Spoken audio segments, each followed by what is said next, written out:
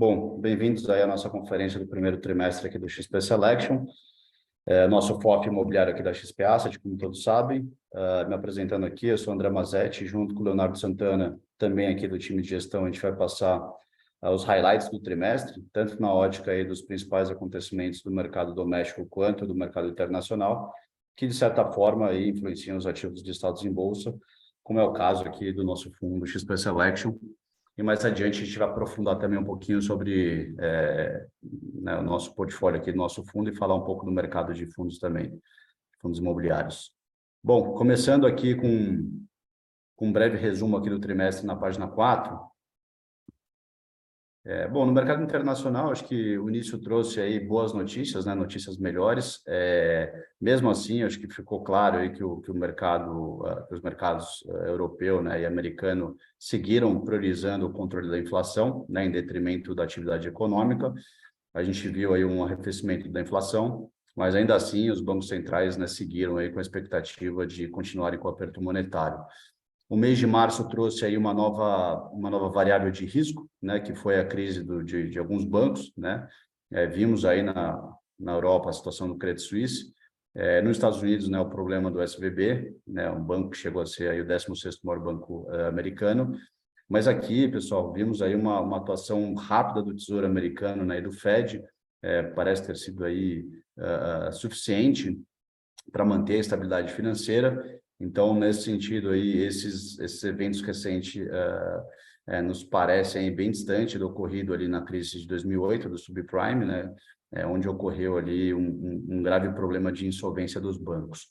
Já no mercado doméstico, né, eu acho que o destaque foi aí o ambiente político, né, o governo vem fazendo aí fortes críticas, né, à independência do Banco Central, e muita pressão no presidente do banco, né, Roberto Campos, em função do atual patamar aí da Selic. Então, essa pressão segue muito forte, como todos têm acompanhado aí nos noticiários, né? Surgiram também discussões de uma eventual mudança da meta por parte do governo e até mesmo por parte de alguns do mercado, né, para uma forma de antecipar aí a queda da Selic, né? Todo esse ambiente conturbado de críticas moveu aí as expectativas de inflação para cima, né, e consequentemente levou aí a uma subida na curva de juros futuro. Somado a isso, né, membros aí do governo vêm sinalizando uma política fiscal também expansionista, né, utilizando aí os bancos públicos para dar crédito barato, né, o crédito subsidiado.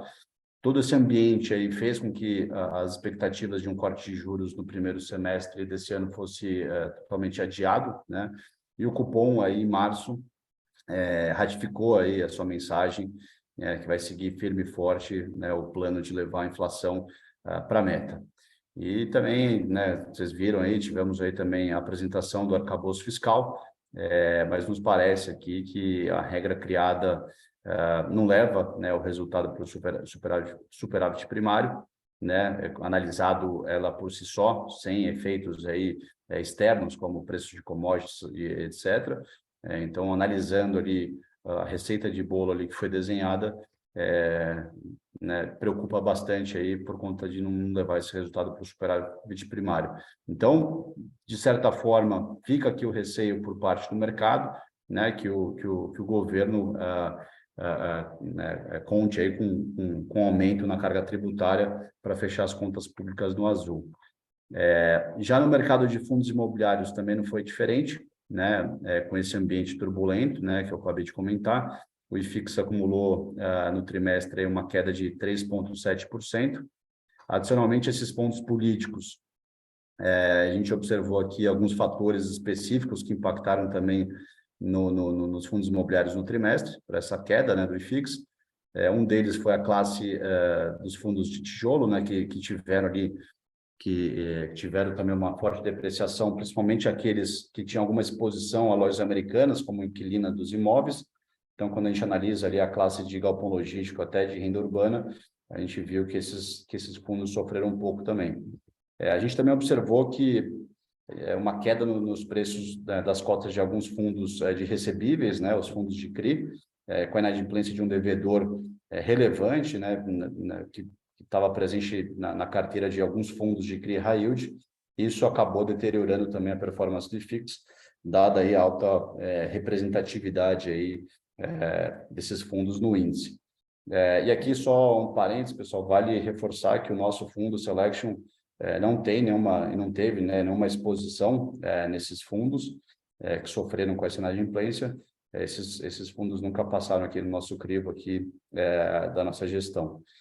Aqui no XP Selection, né, entrando um pouco mais no detalhe aqui do trimestre, né, relacionado ao nosso fundo, a gente tem uma gestão ativa nos books de fundos imobiliários, né, e também no book de CRI, dado aí o momento de juros alto e mais propício para crédito.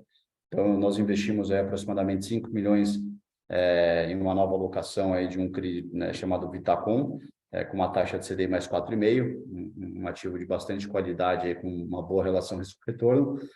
E a gente chegou aí no final do trimestre com quase 20% do patrimônio líquido alocado aí em CRIs, tá? Com uma taxa média aí desse book de CDI mais 3,1. A gente também aproveitou aí oportunidades do mercado e vendemos 10 milhões em fundos imobiliários, né, em alguns fundos, e compramos outras cotas de outros fundos imobiliários com preços bastante atrativos, tá? Mais adiante a gente vai abrir no detalhe essa movimentação. Então, o resultado disso, né, basicamente a gente conseguiu melhorar a renda mensal do fundo, né, ou seja, o carrego do fundo, e com eventual afrouxamento aí da política monetária, que pode estar mais próximo aí de acontecer, a gente pode aí ter uma boa valorização dos ativos e gerar aí bons ganhos de capital para o fundo, tá, pessoal? Bom, passando para o slide seguinte,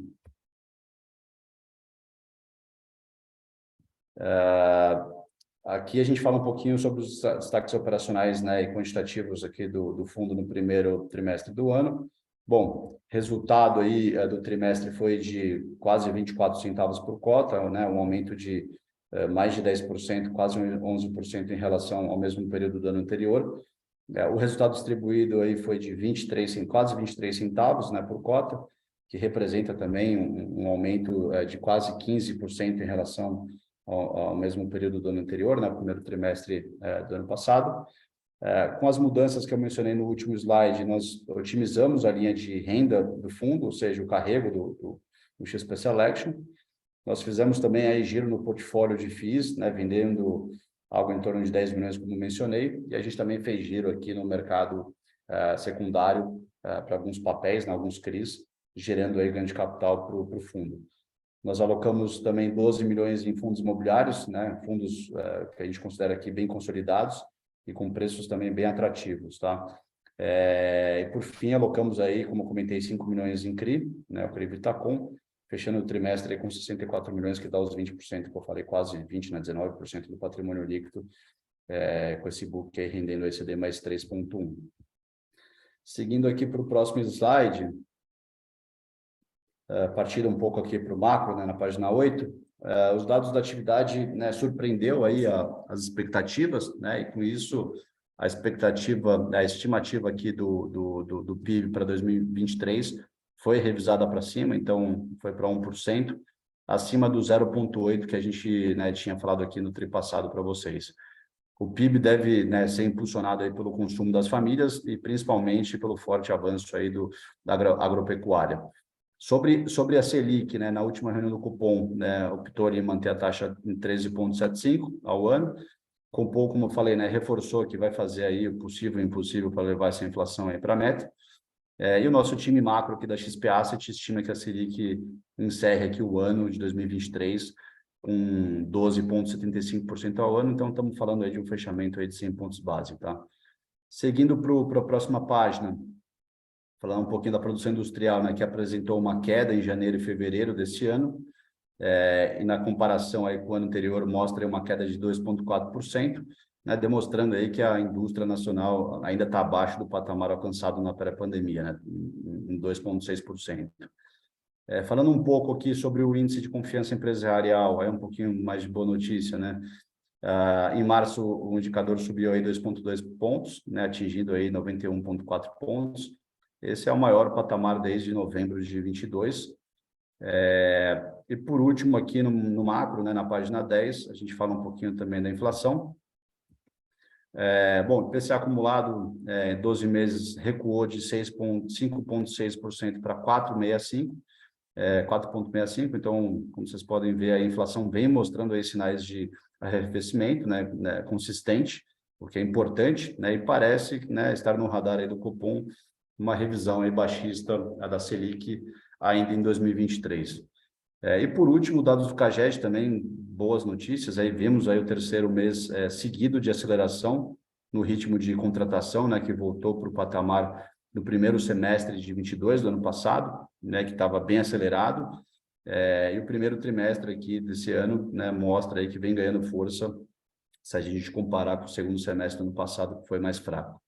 Bom, pessoal, então esse foi um pouquinho do macro, tá? Passo aqui a palavra para o Leonardo, que vai falar aí sobre os highlights do mercado e de fundos imobiliários e também do nosso portfólio aqui no trimestre.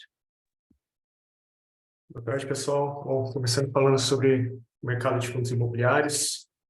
Próximo slide, por favor, Fernanda.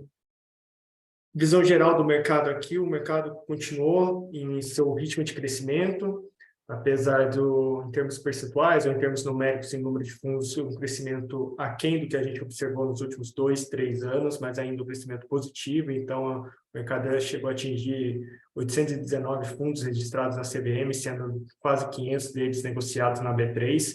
É um mercado bem pulverizado em termos de quantidade, né, de produtos disponíveis para os investidores, e um mercado que superou a marca de 200 bilhões em termos de PL, patrimônio líquido dos fundos, sendo 138 bilhões deles negociados na B3. Tá? Em termos de número de investidores, a gente já tinha comentado no nosso último call trimestral aqui, a base de investidores na B3, basicamente tocando ali os 2 milhões de investidores, superou com larga margem no primeiro trimestre, já acima de 2 milhões e 100 investidores, e o número continua crescendo nas últimas semanas.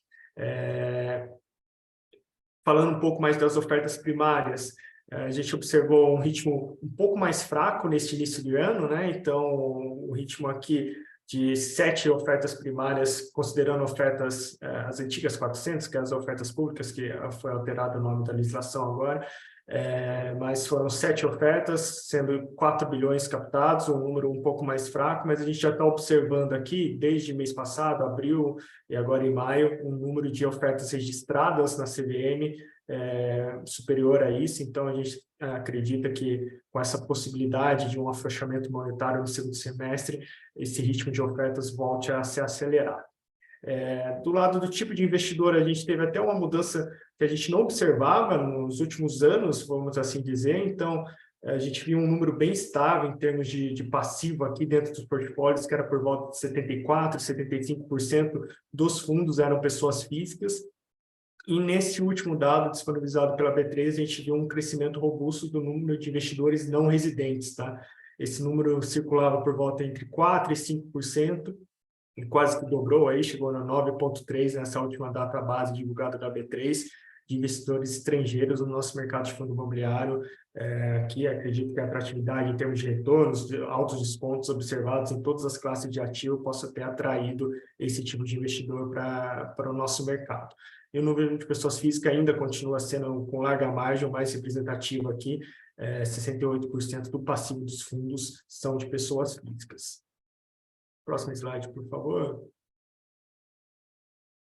Falando aqui em termos de valor de mercado, então, o PL dos fundos, como eu mencionei, superou 200 bilhões. A performance do IFIX, como o André já mencionou no início da apresentação, tem um primeiro trimestre bastante difícil, com esses ruídos, seja macroeconômicos, com os efeitos da crise bancária lá de fora, ou seja, internos, do lado de política fiscal e política monetária. Então, tem um trimestre que é acumulado aqui de retorno de 3,70% do índice aqui nesses 3 primeiros meses do ano. Tá? O índice vem se recuperando agora em abril e maio, dado essa perspectiva de possibilidade de corte de juros no segundo semestre, mas ainda fica aquém daquilo que a gente imaginava aqui como recuperação, dados os altos descontos encontrados nessa classe de ativo. Tá? Em termos de volume negociado, é um volume um pouco abaixo quando a gente olha principalmente o volume médio diário negociado de fundos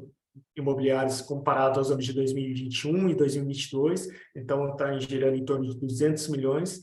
mas mantém essa marca superior a 200 milhões que vem desde o ano de 2020 ali, que teve aquele grande aumento da nossa base de investidores em fundos imobiliários. Tá? A gente acredita que esses últimos 2 meses já foram meses mais fortes em termos de liquidez e tende a continuar essa recuperação ao longo dos próximos trimestres. Tá?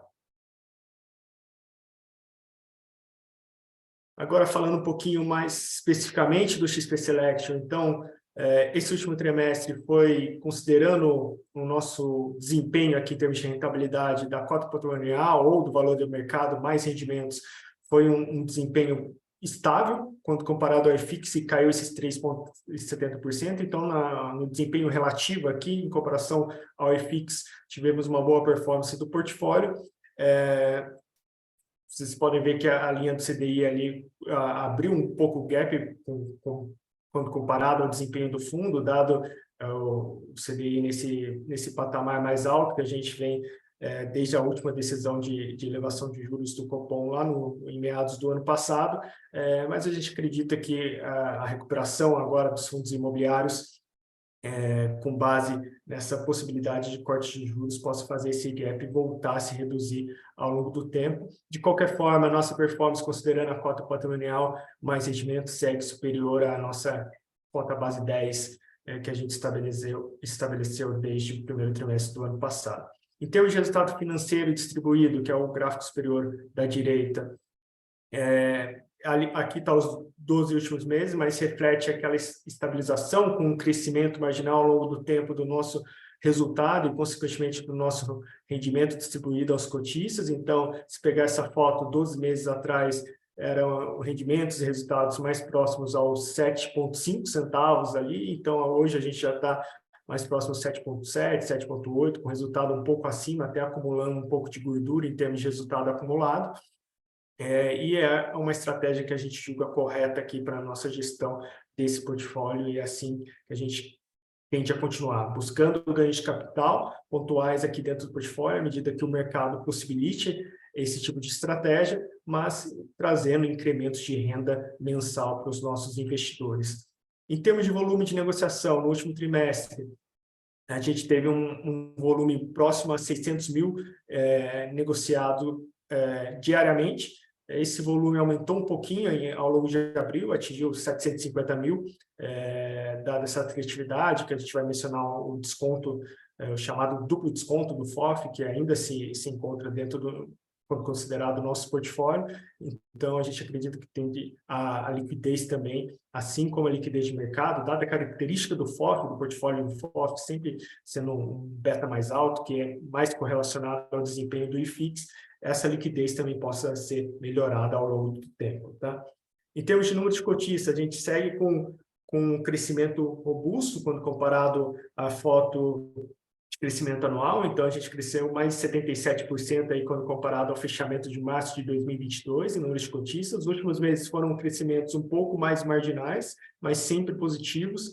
A gente procura, através dessas apresentações trimestrais, das nossas comunicações mensais, estar mais próximo de vocês e buscando aumentar a nossa base de cotistas, trazendo maior liquidez para o fundo. Tá? Aqui, em termos da composição do resultado financeiro, geralmente esse gráfico a gente apresenta apenas os últimos 12 meses, mas nós consideramos importante aqui apresentar o desempenho desde o início do fundo, né? Desde que foi realizado o seu IPO lá em fevereiro de 2020. O porquê disso? Aqui a gente gostaria de mostrar a todos os presentes nessa apresentação a capacidade do time de gestão navegar através dos ciclos imobiliários, os ciclos econômicos aqui domésticos. Tá? Então, no início do fundo, vocês podem observar que a gente tinha uma grande capacidade ou até uma possibilidade maior de girar o portfólio e realizar ganho de capital, trazer ganhos adicionais para o cotista, que a gente estava num mercado aquecido, aquele mercado que fazia um número expressivo de ofertas primárias, e a gente conseguia girar bem o portfólio e trazer um retorno robusto em termos de ganho de capital, mais de 50% em alguns meses da composição do nosso resultado, adivinha desse ganho de capital em fundos imobiliários. Com o passar do tempo, quando a gente observou a necessidade de um ciclo de aperto monetário por parte do Banco Central, a gente foi mudando ativamente o perfil da nossa carteira, buscando que essa parte azul escura, que são os rendimentos de FII, a renda do nosso fundo fosse mais estável e crescente, dependesse menos do ganho de capital, que a gente já julgava ser mais difícil nos meses que estavam por vir o giro do portfólio, dado o impacto que poderia ter nas cotações do mercado secundário, e foi isso que a gente fez. E mais recentemente a gente ainda optou por acrescentar novamente ao nosso portfólio uma exposição direta em CRIs, indexados a CDI, para surfar justamente esse CDI patamar mais elevado e trazer um ganho de renda para os nossos investidores, dado que um provável arrefecimento da inflação, que a gente está até observando, a inflação continua acima da meta do Banco Central, mas deixou de ser naquele patamar de 2 dígitos, de 9%, e hoje a gente já se encontra os núcleos de inflação, a gente está falando que estão ao redor de 5%. Então, com esse arrefecimento, a gente já imaginava que os dividendos distribuídos pelas classes de papéis, como fundos de CRI, iam se arrefecer um pouco e impactar a nossa renda, e isso foi o que aconteceu ali naquele período de deflação, ao longo do terceiro trimestre de 22,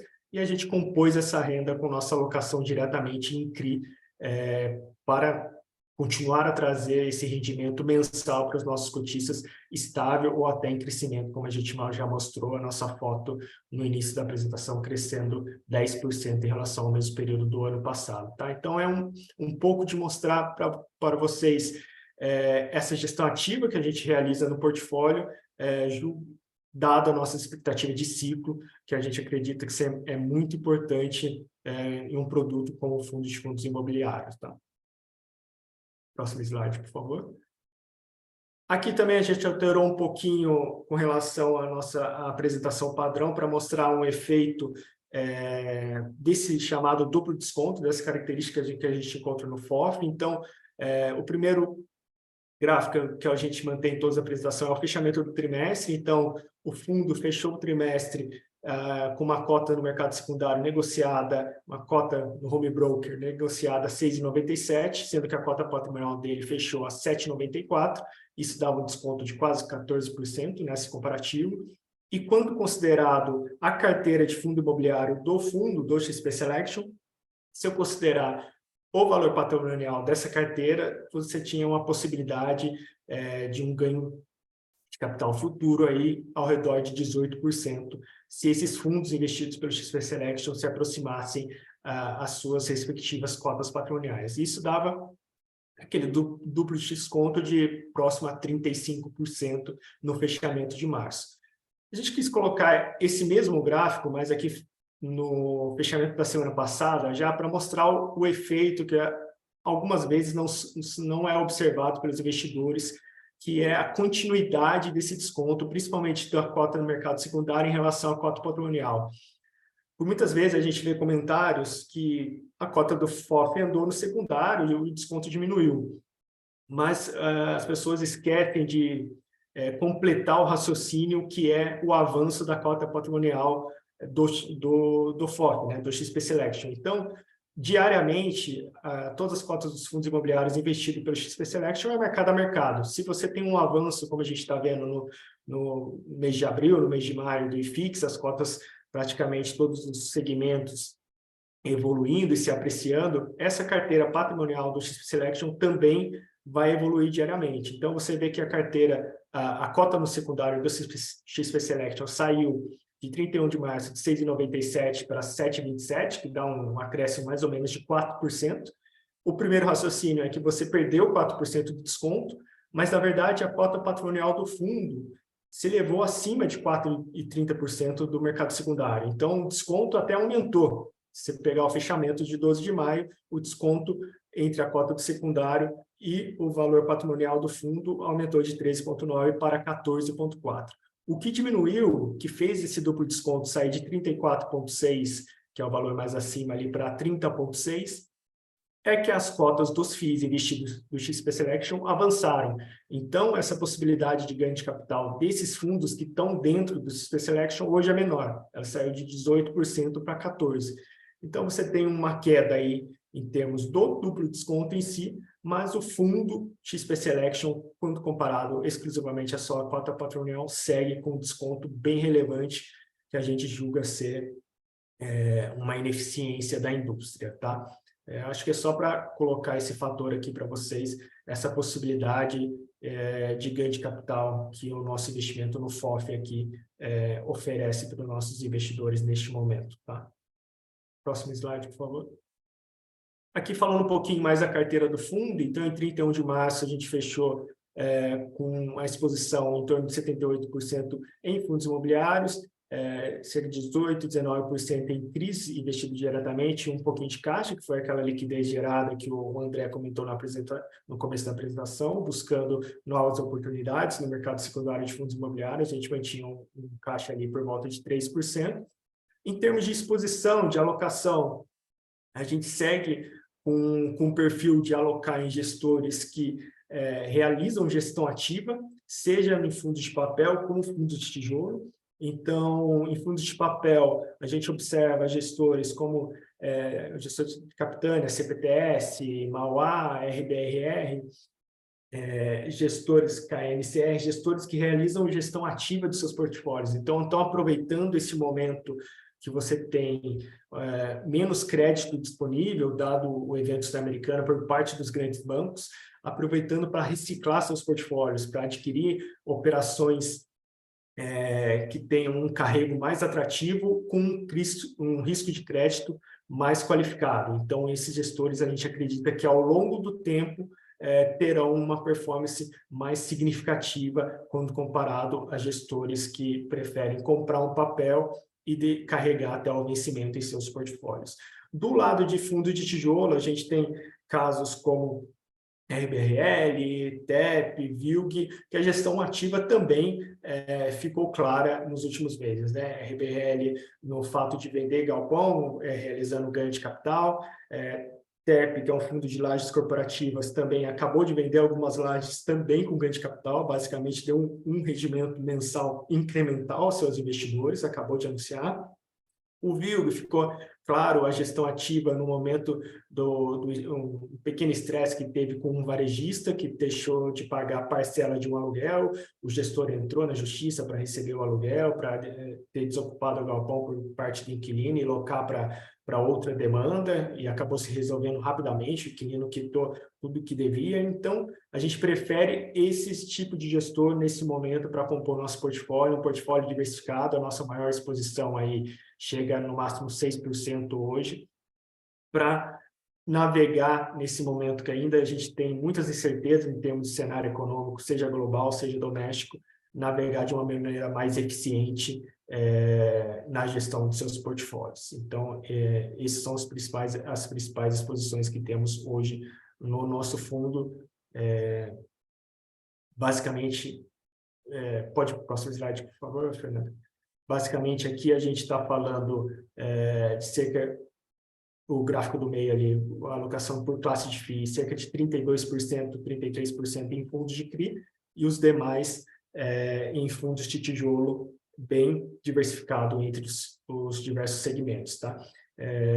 Então, somando esses 32% com aproximadamente 20% de CRIs direto, a gente tem por volta de 42% investido em papel, né, em CRIs, e o restante investido em tijolo, que a gente acredita que tem um book bem favorável investido em tijolo aqui, caso a gente observa essa continuidade de recuperação dos preços no mercado secundário. A gente acredita que a nossa carteira vai trazer bons retornos aos investidores.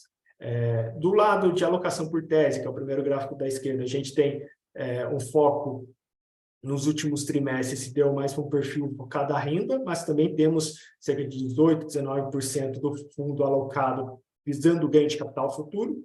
E por meio de alocação, o gráfico reflete aí essa nossa atividade no mercado secundário, cerca de 46% da nossa alocação no fechamento de 31 de março era de compras realizadas no mercado secundário. tá? Aqui o nosso book de CRIs, então aquele book que consolidado se reflete uma remuneração de CDI mais 3,10. Nesse trimestre, a nossa aquisição foi esse CRI Vitacom, já mencionado pelo Mazzetti. O descritivo dos demais CRIs pode ser observado nos nossos relatórios mensais, mas aqui, falando mais detalhadamente do CRI Vitacom 2, é um CRI emitido pela Vitacom Participações, que os recursos são destinados para custeio de obra de 2 empreendimentos bem localizados, ali em São Paulo, no Brooklyn e na Domingos de Moraes. O CRI possui amplas garantias robustas, alienação fiduciária das cotas das SPS que detêm esses imóveis, o certificado de financeiro de recebível dessas obras, alienação fiduciária dos imóveis em si, fiança da Vitacom e de um dos seus sócios e um fundo de obras para custear essa obra ao longo do tempo. Tá? Aqui falando um pouquinho das perspectivas dos FIIs, que a gente observa aqui no nosso time de gestão.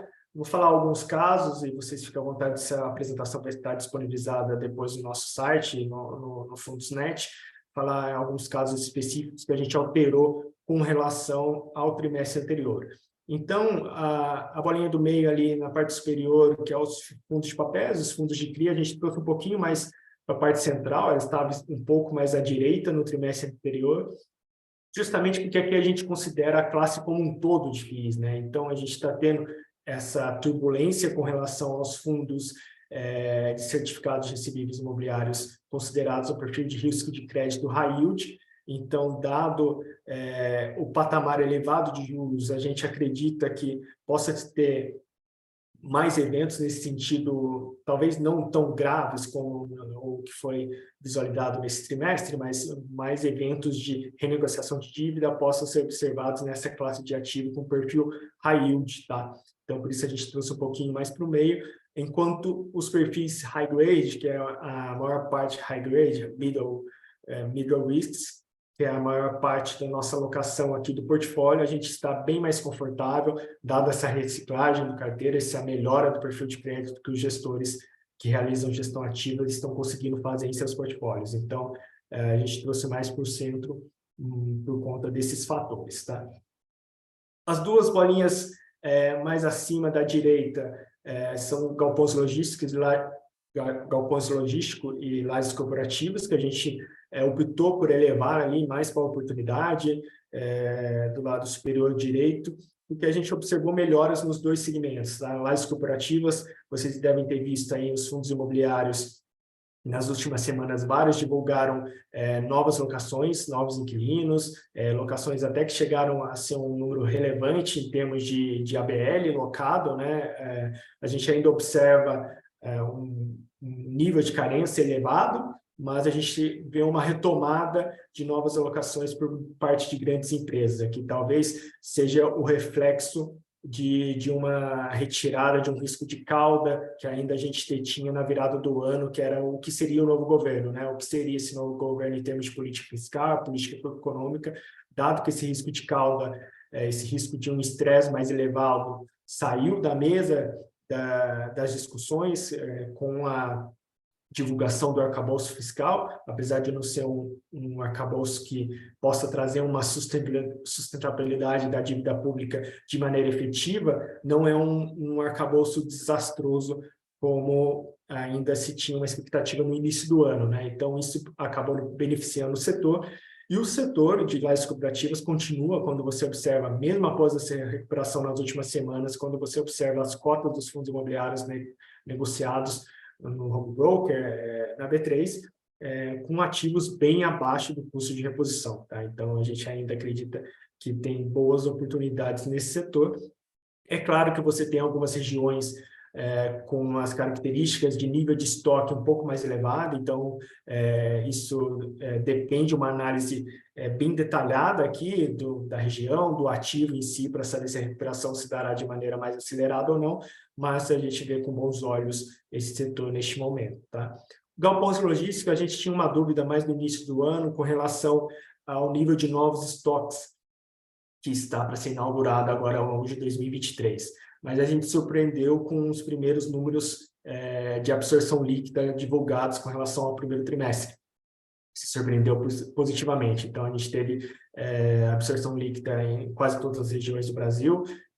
A gente observou, mesmo que a gente teve uma desaceleração em termos de varejo, com os casos Americanas, números piores de Magalu, etc., a gente deu um arrefecimento de demanda por parte desse lado de varejo, mas a gente teve casos específicos também nesse setor, como o caso da Shine, que fechou um galpão logístico relevante para a sua distribuição de produtos, e também a gente viu uma retomada do setor industrial nas novas locações. Então, era algo que inicialmente não estava no nosso radar, esse setor voltando já nesse início do ano a adquirir novas áreas de locação, e isso acabou surpreendendo a gente, e os preços a gente ainda considera os preços que dão um bom nível de rendimentos aqui nesse segmento, tá? Os outros setores vocês podem ler depois na apresentação, e qualquer dúvida podem enviar para o nosso RI que a gente esclarece. Falando das perspectivas do nosso fundo aqui, então, para os próximos 6 meses, aqui até meados de setembro, a gente acredita que vai conseguir seguir buscando oportunidades relevantes aqui no mercado secundário. O mercado, apesar de ter melhorado nas últimas semanas, ainda é um mercado bem volátil. Quem acompanha no dia a dia aí pode observar a variação das cotas no mercado secundário bem relevante aí nas últimas semanas. Então, a gente acredita que consegue fazer um portfólio mais eficiente, com giro de portfólio de FII, giro de portfólio de CRIs.